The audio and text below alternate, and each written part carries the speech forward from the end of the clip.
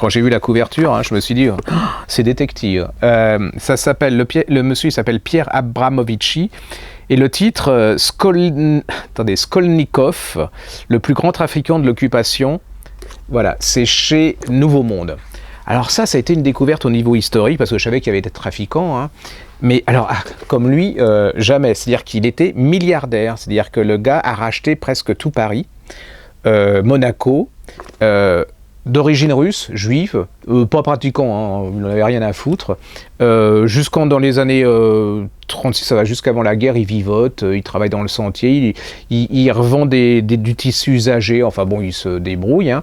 Et puis arrivent les Allemands, et là vous allez voir comment les Allemands vont piller la France, mais en se cachant derrière des gens comme lui. C'est-à-dire qu'en fait, les Allemands, dans un premier temps, montaient des sociétés dirigées par des gens comme ça, donc en fait, ils faisaient rien de mal, hein. Les Allemands n'étaient pas si méchants que ça, puisque en fait, tout était racheté par ce genre de type, et vous allez voir comment...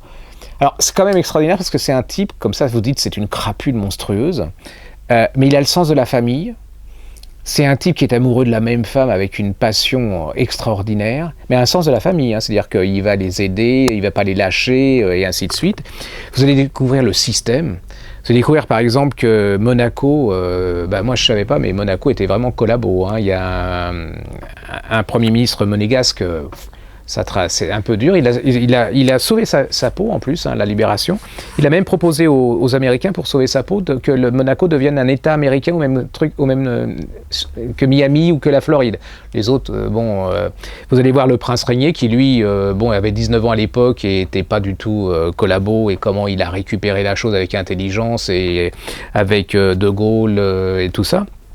Vous allez découvrir que Monaco était le plus grand fabricant de vin sans avoir une vigne, c'est quand même extraordinaire. Qu'à Monaco, il y avait la banque de Göring. Vous allez découvrir plein de choses, vous allez voir comment... Et alors, c'est un vrai polar, parce que le type, il arrive quand même, hein, il se tire, il arrive à se tirer, et à être vice-consul pour l'Argentine. Donc il part en Espagne, et là, manque de peau.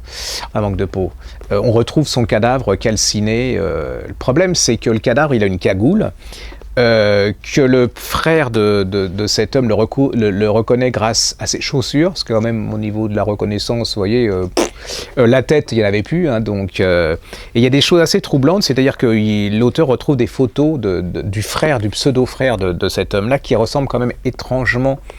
Donc on commence à se poser la question si en fin de compte il ne s'est pas échappé quelque part et qu'il est mort tranquille dans son coin en Espagne.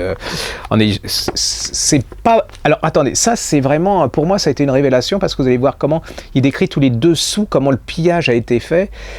Monaco, pour moi aussi ça a été une description assez extraordinaire. Vous allez voir comment les Allemands vont l'arrêter aussi entre temps, parce que vous allez voir que chez les Allemands il y a aussi une lutte interne pour le marché noir, contre le marché noir, comment ce marché noir qu'ils utilisaient se retournait contre eux au niveau économie.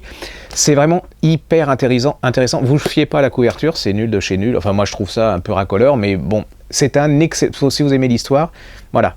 Alors le côté de la fin, un peu, il est mort, il est pas mort, c'est vrai que ça fait un peu, voilà, le journaliste tire peut-être un peu sur la corde, mais je trouve que c'est assez passionnant, et ce qu'il en dit ça peut être probable, quoi. Donc je trouve ça assez sympa. Puis vous verrez aussi l'action des services secrets français, qui entre parenthèses ont certainement récupéré le magot que ce type avait. Enfin, assez génial de chez génial.